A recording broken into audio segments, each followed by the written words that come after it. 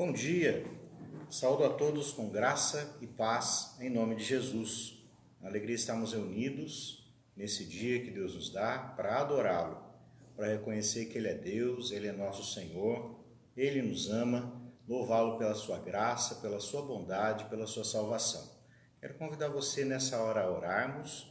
Estamos reunidos em culto, apesar de não estarmos aí presencialmente todos aqui no prédio da igreja, estamos reunidos e em espírito e em verdade para adorar a Deus, para louvar a Deus e agradecer a Deus pela sua graça e sua vontade. Também estamos reunidos com alegria para celebrar a ceia do Senhor. Já demos as orientações para a igreja em relação à ceia. Você pode participar na sua casa, preparando o suco de uva e o pão. E no momento apropriado da bênção, nós estaremos orando juntos e vamos com alegria participar também da ceia do Senhor. Vamos orar? Senhor, muito obrigado por esse dia que o Senhor nos dá. Obrigado porque o Senhor é bom, o Senhor faz chover sobre todos, derrama da tua graça e da tua bondade sobre nós. Te agradecemos acima de tudo pela boa notícia do teu amor revelado no Evangelho. O Senhor é Deus que vem ao nosso encontro, o Senhor é Deus que sofre a nossa dor, o Senhor é Deus que toma sobre si o nosso pecado, a nossa culpa e a nossa própria morte, mas o Senhor derrotou todos os teus inimigos e agora está reinando sobre todas as coisas. Obrigado, Senhor Jesus, pelo teu amor, pela tua ressurreição e pelo teu Espírito Santo que o Senhor envia aos nossos corações. Nessa hora em que estamos reunidos para te adorar, nos abençoe, confirma sobre nós a tua graça, a tua presença e a tua paz, nos livra do mal e nos conduz a cada dia a boa notícia do teu Evangelho, a tua boa vontade, a uma vida de esperança, a uma vida de justiça, de acordo com o teu reino para a tua glória, em nome de Jesus. Amém. Quero convidar você a abrir sua Bíblia, livro de Atos dos Apóstolos, capítulo 1. Nós vamos ler alguns versos do capítulo 1 de Atos dos Apóstolos. Atos capítulo 1, a partir do verso de número 6, a palavra de Deus diz assim: Então os que estavam reunidos com Jesus lhe perguntaram: Será este o tempo em que o Senhor irá restaurar o reino a Israel? Respondeu Jesus: Não cabe a vocês conhecer tempos ou épocas que o Pai fixou para a sua própria autoridade. Mas vocês receberão poder ao descer sobre vocês o Espírito Santo, e serão minhas testemunhas, tanto em Jerusalém como em toda a Judéia e Samaria, até os confins da terra. Depois de ter dito isso, Jesus foi elevado às alturas à vista deles, e uma nuvem o encobriu dos seus olhos. E estando eles com os olhos fixos no céu, enquanto Jesus subia, eis que 2 homens vestidos de branco se puseram ao lado deles e lhes disseram: Homens da Galileia, por que vocês estão olhando para as alturas? Esse Jesus que foi levado do meio de vocês para o céu, virá do modo como vocês o viram subir. Aqui nessa breve passagem de Atos, temos 3 momentos fundamentais para a nossa fé e que fundamentam o nosso louvor e adoração a Deus. Em primeiro lugar, Jesus morreu na cruz, ressuscitou e durante 40 dias esteve com seus discípulos. Esse é o contexto da nossa passagem. Jesus, ressuscitado, aparece aos seus discípulos e os instrui em relação ao reino de Deus. Jesus orienta os seus discípulos e faz uma promessa: reúnam-se em Jerusalém até que do alto vocês sejam revestidos de poder, e recebereis poder ao descer sobre vós o Espírito Santo. E sereis minhas testemunhas tanto em Jerusalém quanto em toda a Judéia e Samaria e até os confins da terra. Na sequência, Jesus é levado ao céu e 2 anjos aparecem aos discípulos e dizem o seguinte: por que vocês estão olhando para cima? Esse Jesus que subiu ao céu vai voltar novamente. Aqui temos alguns fundamentos da nossa fé: a cruz e a ressurreição de Jesus, o dom do Espírito Santo, o chamado do Espírito Santo para que sejamos testemunhas de Jesus a todas as nações e a certeza de que em breve, Jesus, que agora está sentado à direita do Pai, de onde ele reina sobre todas as coisas, ele vai voltar. E quando ele voltar, o Espírito do Senhor vai encher todas as coisas e Deus vai trazer novos céus e nova terra. Ali Deus vai destruir os inimigos que ele já derrotou: o pecado, o mal e a morte. E por isso nós temos uma firme esperança. Nesses dias, Muita gente tem procurado esperança em muito lugar. Tem gente procurando esperança em pensamento positivo, achando que só pensar coisas positivas vai resolver o problema. Mas não adianta fundamentar a esperança em ilusão. O Evangelho chama a mim e a você a fundamentar a esperança em algo muito maior que pensamento positivo. É na verdade do Evangelho, na verdade de que Jesus morreu na cruz pelos nossos pecados e venceu ao ressuscitar. Na verdade que Jesus nos enviou o seu Espírito Santo, que habita hoje nos nossos corações. Na verdade que Jesus reina hoje e na verdade que em breve ele vai voltar e vai fazer novas todas as coisas. O louvor a Deus tem esse fundamento, essa firme esperança. E por isso eu quero convidar você nessa hora a continuar louvando a Deus.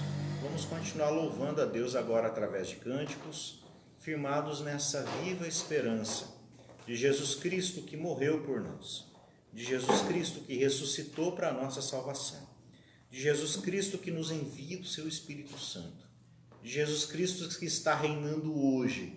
Ele traz o reino sobre nós, e de Jesus Cristo que em breve vai voltar e vai fazer novas todas as coisas. A Ele toda a honra, toda a glória e todo o louvor. Vamos louvar a Deus.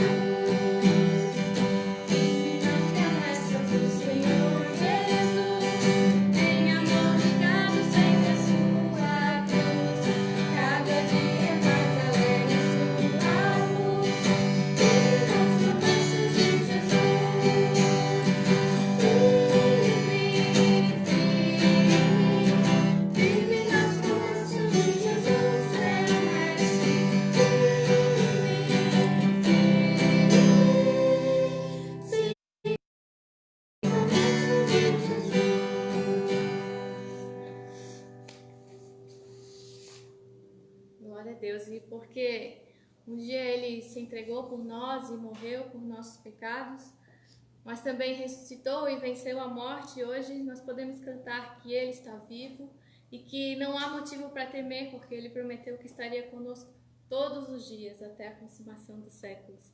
Então nós vamos cantar lembrando disso que na verdade é o Evangelho, né? Que Jesus veio, que Deus enviou o seu único Filho para nos salvar, mas hoje Ele vive e está voltando para nos buscar.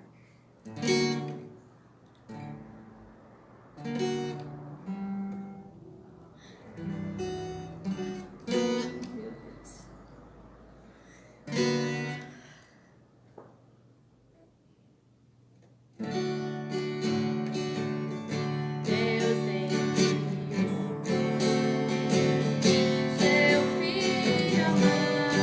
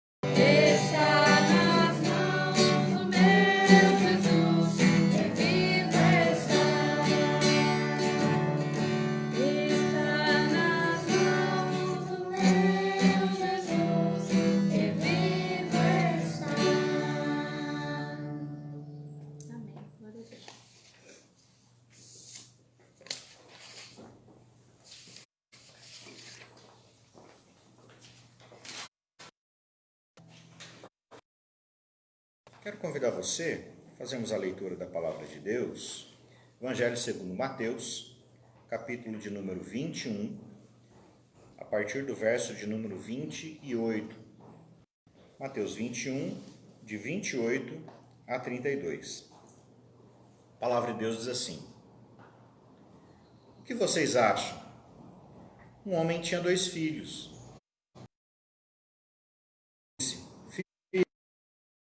Hoje trabalhar na vinha. Ele respondeu: Não quero. Mas depois, arrependido, foi. Dirigindo-se ao outro filho, o pai disse a mesma coisa. Ele respondeu: Sim, senhor. Mas não foi. Qual dos 2 fez a vontade do pai? Eles responderam: O primeiro. Então Jesus disse: Em verdade lhes digo que os publicanos e as prostitutas estão entrando no reino de Deus primeiro que vocês. Porque João veio até vocês no caminho da justiça, e vocês não acreditaram nele. No entanto, os publicanos e as prostitutas acreditaram. Vocês, porém, mesmo vendo isso, não se arrependeram depois de acreditar nele. Senhor, nós queremos te agradecer pela tua palavra que nós acabamos de ler. Ela é inspirada pelo teu Espírito Santo, mas nós precisamos que ela seja iluminada aos nossos corações.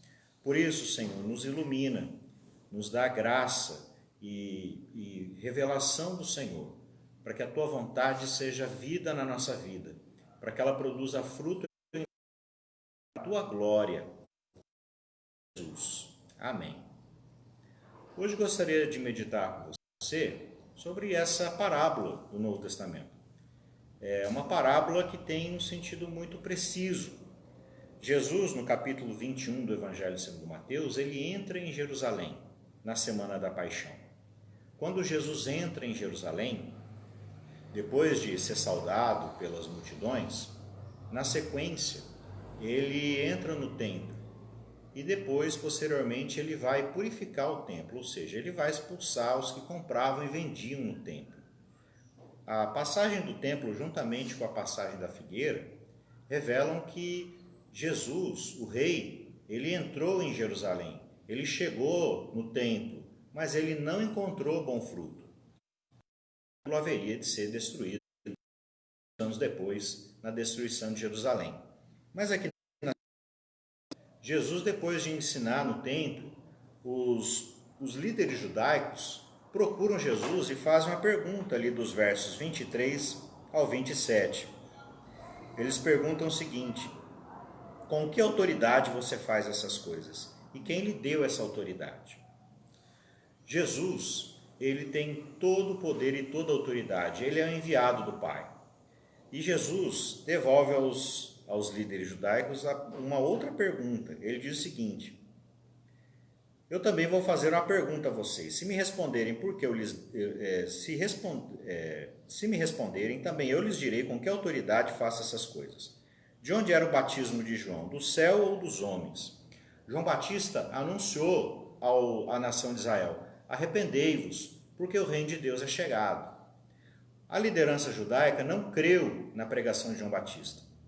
A pregação de João Batista apontava para Jesus Cristo. João Batista diz: depois de mim vem aquele que é mais poderoso do que eu, do qual não sou digno de desatar as correias das suas sandálias. Ele vos batizará com o Espírito Santo e com fogo. O ministério de João Batista apontava para Jesus. João Batista testemunhou de Jesus, o Messias, e ele chamou o povo ao arrependimento, porque Jesus estava chegando.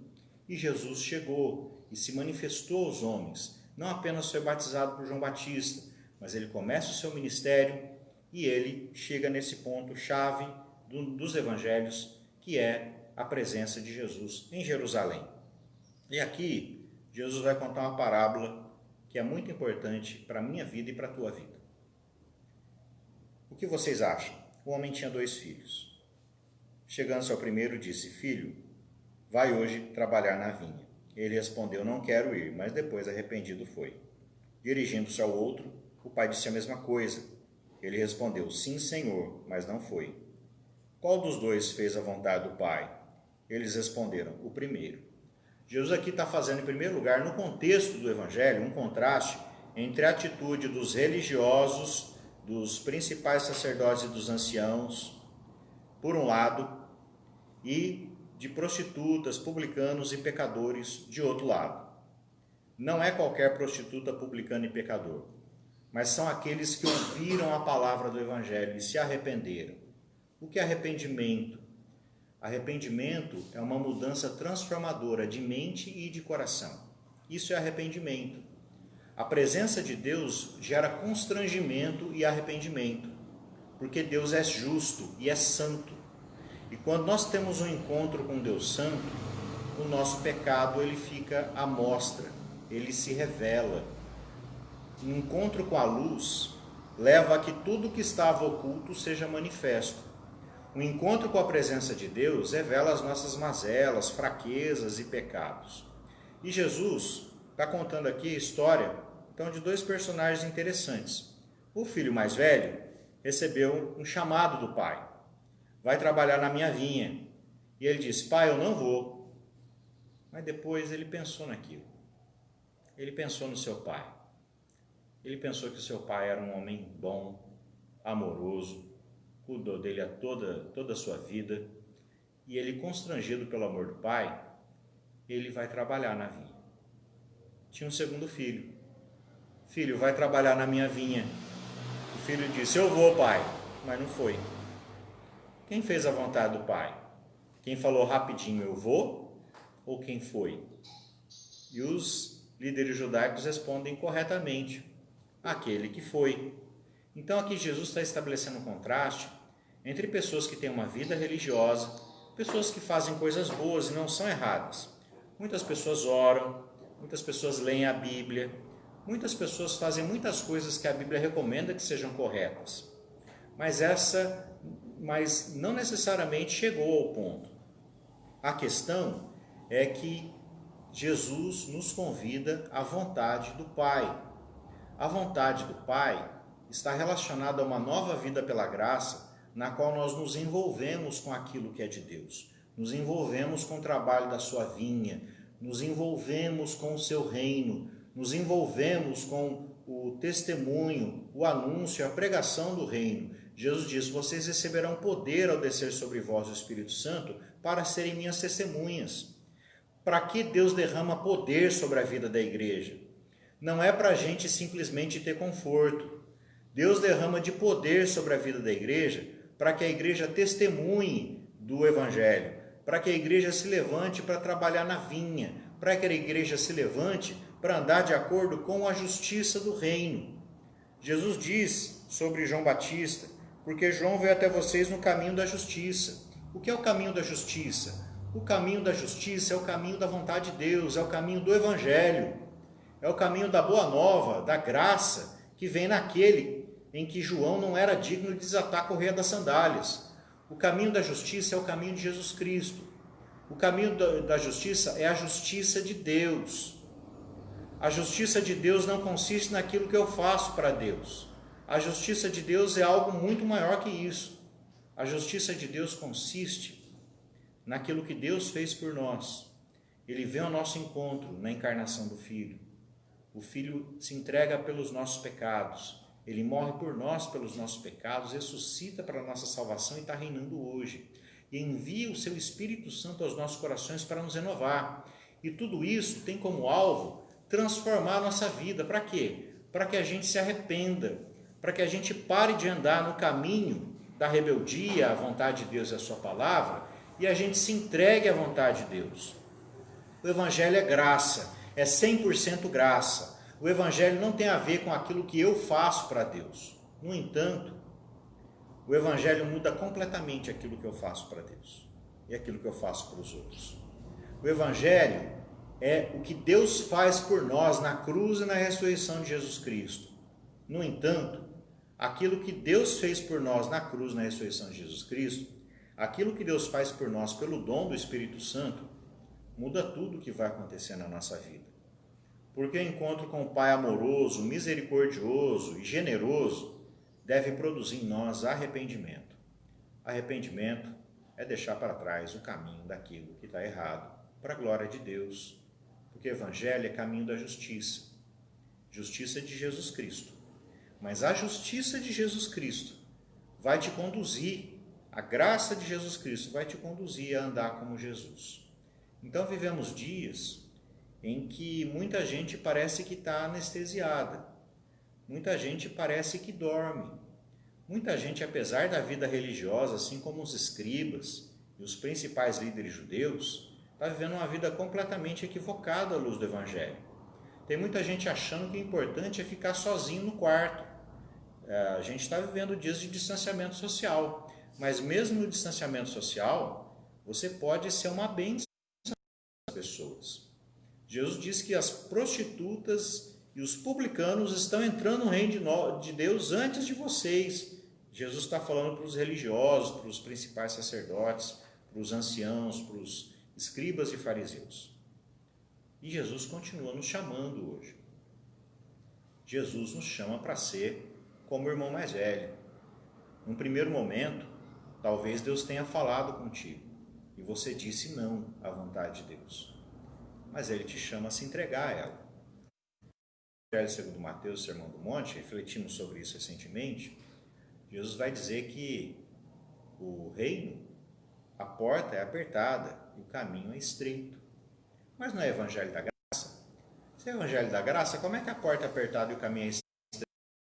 É pelo seguinte, porque é graça, é generosidade de Deus, mas a vontade que deve ser feita é a de Deus e não a minha.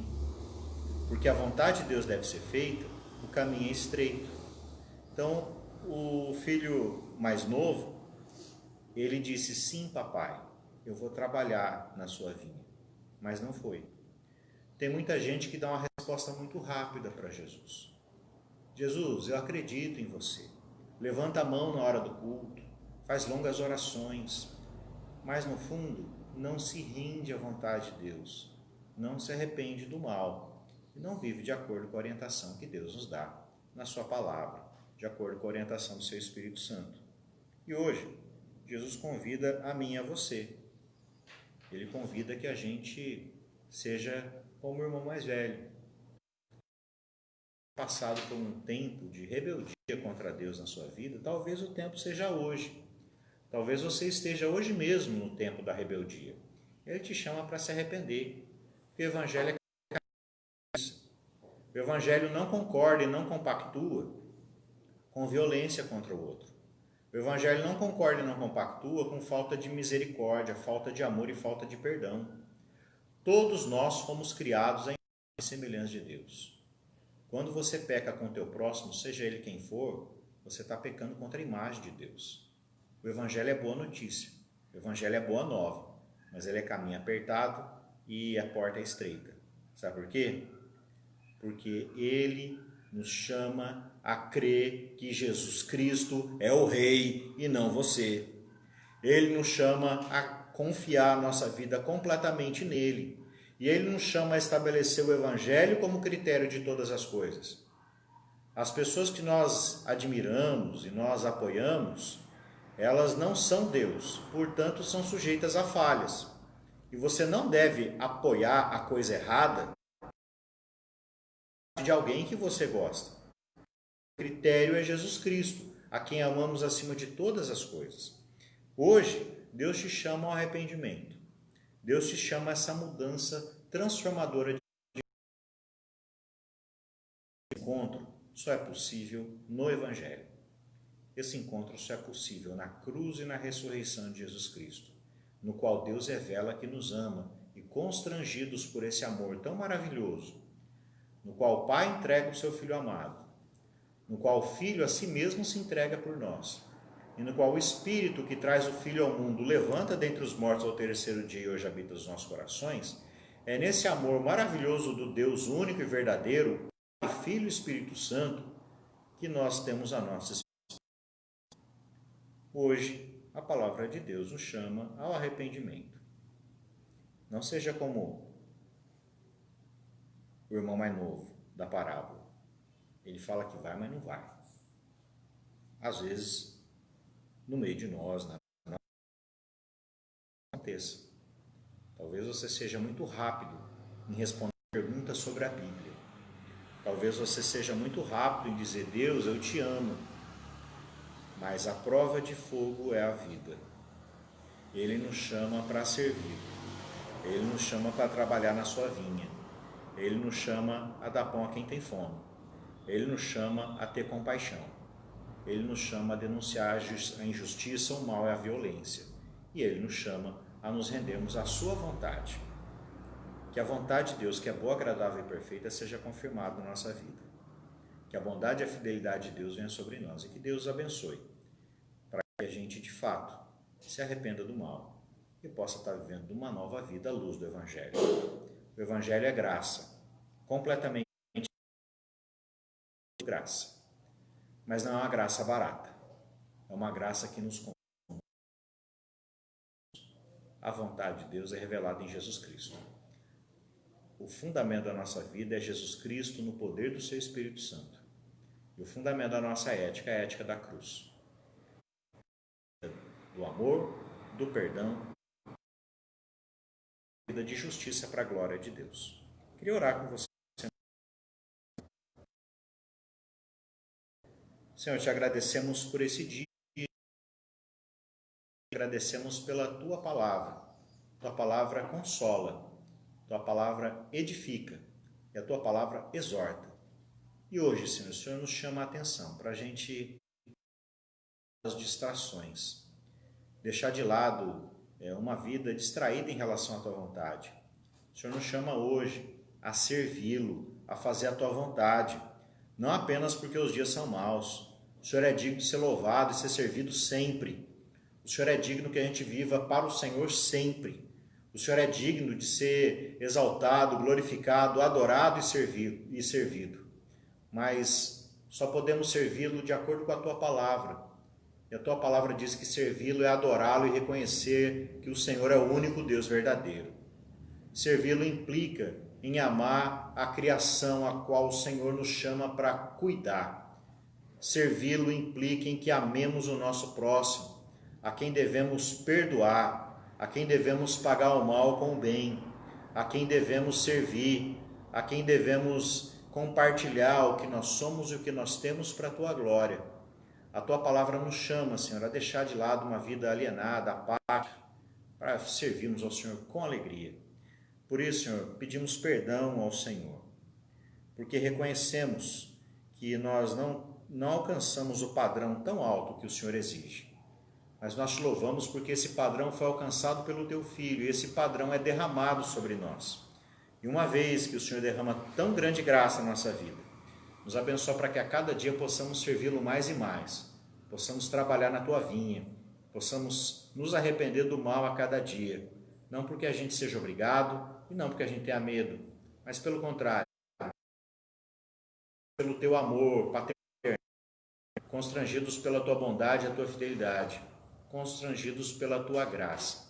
Obrigado por essa hora, obrigado pela tua palavra e nos abençoe, Senhor, para que nesses dias possamos dar um testemunho do teu amor e da tua graça, possamos servi-lo com alegria, servindo a tua criação e servindo o nosso próximo, para que em tudo o teu nome seja exaltado e glorificado, em nome de Jesus. Amém.